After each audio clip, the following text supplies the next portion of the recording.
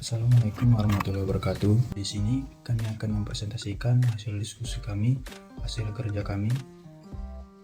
Di sini kami akan membahas tentang cracking pasal 32 ayat 3. Sebelum masuk ke materi, saya akan memperkenalkan anggota kelompok 4 mata kuliah e-commerce. Yang pertama ada Rizky dan pertama NIM 2101800011. Itu saya sendiri. Yang kedua ada Viodina Aldia dengan NIM 2101800008. Kemudian ada Kodriansyah dengan NIM 2101800018. Kemudian ada Nadila dengan NIM 2101800016. Dan terakhir ada Rizky Ahmad Zidan dengan NIM 2101801111. Baik, pertama Zidan akan menjelaskan konsep cracking dan dampaknya, serta membacakan isi UU ITE pasal 32 ayat 3. Selanjutnya akan kami sajikan penjelasan mengenai pasal 32 ayat 3 UU ITE dan sebuah contoh kasus secara umum dan akan dibacakan oleh Zidan. Setelah itu akan dibahas contoh kasus secara lebih rinci yang akan dibacakan oleh Nadila. Kemudian Kodri akan menjelaskan tindak lanjut kepolisian dari contoh kasus tersebut. Langsung saja masuk ke materi pertama yang akan dibacakan oleh Zidan. Langsung saja pada materi yang pertama, apa itu cracking? Cracking adalah istilah yang umumnya digunakan dalam dunia komputer dan keamanan informasi untuk merujuk pada proses mencari atau menemukan cara untuk membobol atau mengakses sistem komputer, jaringan, atau perangkat lunak yang dilindungi dengan tujuan yang tidak sah. Ini bisa mencakup aktivitas seperti meretas sandi, mencari celah keamanan dalam perangkat lunak, atau menembus sistem keamanan untuk mendapatkan akses yang tidak sah. Cracking seringkali merupakan tindakan ilegal dan melanggar hukum dan bisa menyebabkan kerugian besar bagi individu atau organisasi yang menjadi korban. Dampak yang ditimbulkan oleh cracking ialah 1. Pencurian data, upaya untuk mendapatkan akses ilegal ke data yang tidak dimiliki oleh peretas dengan maksud untuk digunakan atau disebarkan. 2. Manipulasi data, modifikasi atau perubahan informasi yang disimpan dalam sistem tanpa otorisasi yang sah. 3. Tersebarnya virus, penyisipan atau penyebaran program berbahaya atau virus, worm, trojan ke dalam sistem atau jaringan komputer. 4. Tersebarnya software ilegal, tersebarnya perangkat lunak ilegal melibatkan distribusi atau penggunaan perangkat lunak tanpa membayar lisensi atau menghilangkan mekanisme perlindungan. 5. Hancurnya sistem pertahanan komputer. Hancurnya sistem pertahanan komputer melibatkan usaha untuk menonaktifkan atau melemahkan alat dan sistem keamanan yang ada. Undang-Undang ITE pasal 32 ayat 2 terhadap perbuatan sebagaimana dimaksud pada ayat 1 yang mengakibatkan terbukanya suatu informasi elektronik dan atau dokumen elektronik yang bersifat rahasia menjadi dapat diakses oleh publik dengan keutuhan data yang tidak sebagaimana mestinya. Penjelasan UU ITE pasal 32 ayat 3 dari Undang-Undang Nomor 19 Tahun 2016 tentang Informasi dan Transaksi Elektronik atau UU ITE di Indonesia menjadi landasan hukum yang sangat penting dalam menegakkan keamanan dan keberlangsungan sistem elektronik. Penegakan hukum terhadap pelanggaran pasal ini memiliki peran krusial dalam menjaga integritas dan keamanan informasi digital di era digital ini. Dalam konteksnya, pencurian identitas elektronik dan manipulasi data elektronik adalah dua pelanggaran yang sering terjadi dan harus ditangani dengan tegas. Pasal ini memberikan landasan hukum yang kuat untuk menghukum pelaku tindakan kriminal tersebut. Pasal 32 ayat 3 UU ITE menegakkan keamanan sistem elektronik dengan penegakan hukum terhadap pencurian identitas dan manipulasi data. Ancaman hukuman maksimal 7 tahun penjara dan atau denda 5 miliar rupiah menjadi penyemangat bagi penegak hukum. Kerjasama lintas sektor termasuk pemerintah, lembaga penegak hukum, sektor swasta, dan masyarakat sipil penting untuk menangani ancaman keamanan cyber dengan efektif. Pencurian identitas elektronik adalah kejahatan yang merugikan secara finansial dan emosional. Ketika seseorang secara sengaja menggunakan informasi pribadi orang lain untuk kepentingan pribadi atau melakukan tindakan kriminal, hal itu tidak hanya merusak korban secara finansial, tetapi juga mencemarkan nama baik dan reputasi korban. Oleh karena itu, pasal ini menjadi instrumen penting dalam melindungi individu dari ancaman pencurian identitas di dunia digital. Materi selanjutnya akan dibacakan oleh Vio. Terkait dengan perkembangan teknologi yang cepat, penting bagi pemerintah untuk terus memperbarui undang-undang dan regulasi yang berkaitan dengan keamanan cyber. Hal ini dilakukan untuk memastikan bahwa hukum tetap relevan dan efektif dalam mengatasi tantangan baru yang muncul di era digital ini. Dengan demikian, Pasal 32 Ayat 3 Undang-Undang ITE menjadi salah satu instrumen yang penting dalam menegakkan keamanan dan integritas sistem elektronik di Indonesia. Dengan adanya landasan hukum yang kuat dan penegakan hukum yang tegas, diharapkan dapat diciptakan lingkungan digital yang lebih aman dan terpercaya bagi semua orang. Selanjutnya, gambaran umum contoh kasus. Adi dan Ari, dua pelaku kejahatan cyber, ditangkap oleh Polda Metro Jaya setelah membobol kartu kredit secara online dari perusahaan asing seperti Capital One USA. Mereka membeli tiket pesawat dengan harga murah menggunakan kartu kredit yang dibobol, lalu menjualnya secara online. Penyelidikan intensif oleh tim ahli cyber Polda Metro Jaya berhasil mengungkap jejak digital kedua pelaku, yang akhirnya ditangkap di Jakarta dan Malang. Keberhasilan penegakan hukum menunjukkan pentingnya kerjasama antar lembaga serta teknologi digital dalam menindak kejahatan cyber. Selanjutnya, penjelasan contoh kasus. 1. Pelaku kejahatan cyber ditangkap. Adi dan Ari ditangkap oleh Polda Metro Jaya setelah membobol kartu kredit perusahaan asing. Poin ini menyoroti dua individu yang terlibat dalam kejahatan cyber. Mereka berhasil ditangkap oleh Polda Metro Jaya setelah melakukan serangkaian aksi membobol kartu kredit secara online. Penangkapan ini menandai langkah signifikan dalam penegakan hukum terhadap kejahatan cyber di Indonesia.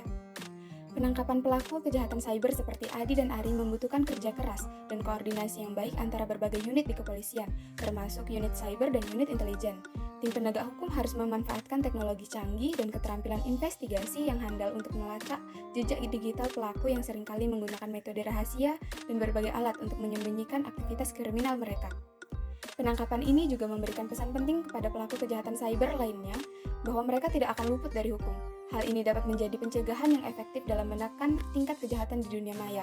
Selain itu, keberhasilan penangkapan ini juga meningkatkan rasa percaya masyarakat terhadap kepolisian dan sistem hukum dalam menangani kejahatan cyber yang semakin kompleks dan meresahkan. 2. Penggunaan informasi kartu kredit. Mereka memanfaatkan informasi kartu kredit untuk membeli tiket pesawat murah dan menjualnya online. Poin ini menyoroti penggunaan informasi kartu kredit oleh Adi dan Ari.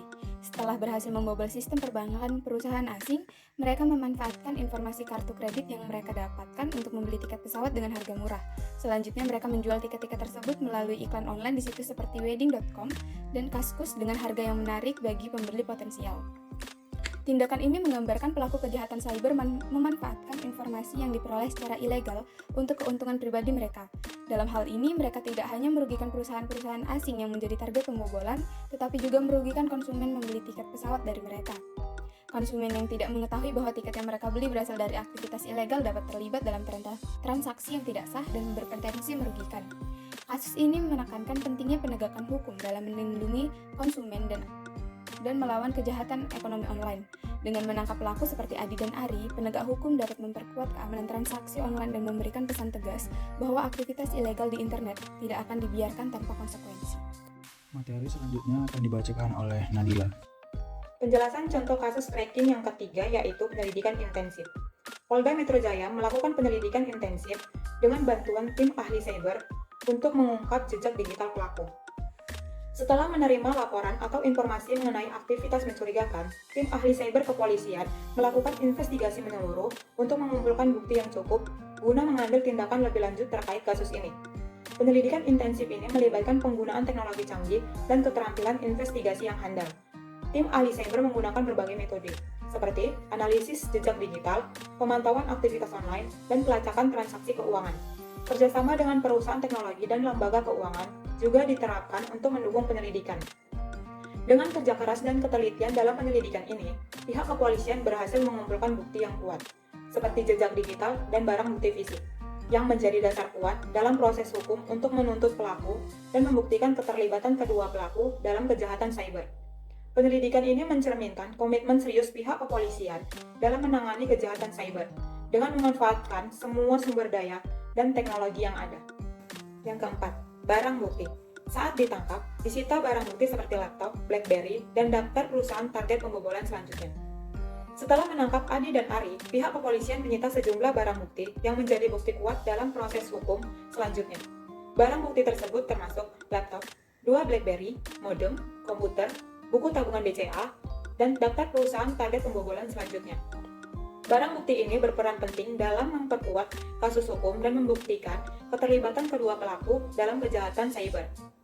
Laptop, komputer, dan modem memungkinkan berisi bukti elektronik seperti log aktivitas, percakapan online, atau file-file terkait kegiatan ilegal. Sementara 2 BlackBerry dan buku tabungan BCA dapat mengandung informasi relevan mengenai transaksi keuangan atau komunikasi antar pelaku. Daftar perusahaan yang akan menjadi target pembobolan berikutnya memberikan informasi tambahan mengenai rencana selanjutnya dari para pelaku kejahatan cyber. Informasi ini dapat membantu pihak berwenang untuk mencegah serangan potensial terhadap perusahaan-perusahaan tersebut. Dan yang terakhir yaitu pesan penting. Keberhasilan penegak hukum menunjukkan pentingnya kerjasama antar lembaga dan pemanfaatan teknologi digital dalam menindak kejahatan cyber.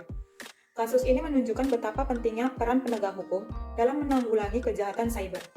Kerjasama antara kepolisian dan lembaga terkait lainnya, serta pemanfaatan teknologi digital, menjadi kunci dalam mengungkap dan menindak para pelaku kejahatan cyber. Kesuksesan Polda Metro Jaya dalam menangani kasus ini juga memberikan pesan bahwa pelaku kejahatan cyber tidak akan luput dari hukum. Penangkapan dan penuntutan pelaku kejahatan cyber seperti Adi dan Ari menjadi contoh bagi masyarakat bahwa aktivitas ilegal di dunia maya memiliki konsekuensi serius dan tidak akan dibiarkan tanpa tindakan. Dengan demikian, keberhasilan penegakan hukum dalam kasus ini meningkatkan kepercayaan masyarakat terhadap kepolisian dan sistem hukum dalam menangani kejahatan cyber. Hal ini memberikan rasa aman bagi masyarakat untuk beraktivitas online tanpa khawatir menjadi korban kejahatan cyber selanjutnya. Materi selanjutnya akan dibacakan oleh Kodri. Penjelasan selanjutnya yaitu penjelasan tindak lanjut kepolisian. 1. Penyelidikan intensif dilakukan untuk mengumpulkan bukti terkait kejahatan cyber Adi dan Ari melibatkan tim ahli cyber. Pada poin pertama, terjadi langkah awal dalam menangani kasus Adi dan Ari oleh Polda Metro Jaya. Tim penyelidik melakukan penyelidikan yang intensif untuk mengumpulkan bukti terkait kejahatan cyber yang dilakukan oleh kedua pelaku. Tim ahli cyber dilibatkan dalam proses ini untuk membantu dalam melacak jejak digital serta mengidentifikasi pelaku. Penyelidikan intensif ini bertujuan untuk memperoleh bukti yang cukup kuat untuk menindaklanjuti kasus ini secara hukum. Dengan demikian, langkah ini menjadi fondasi penting dalam proses penegakan hukum terhadap Ari dan Adi. Yang kedua, kerjasama dengan lembaga terkait. Platform yang online dilakukan untuk mendukung proses penyelidikan oleh Polda Metro Jaya. Pada poin kedua ini, terjadi upaya kerjasama antara Polda Metro Jaya dengan lembaga terkait dan platform online.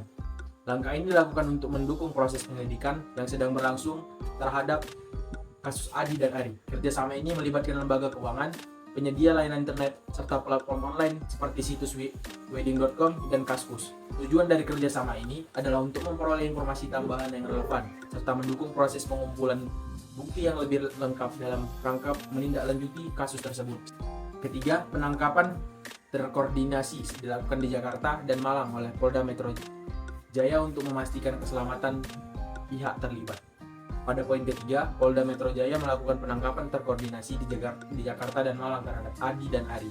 Langkah ini dilakukan setelah penyelidikan intensif untuk memastikan keselamatan semua pihak yang terlibat dalam kasus ini.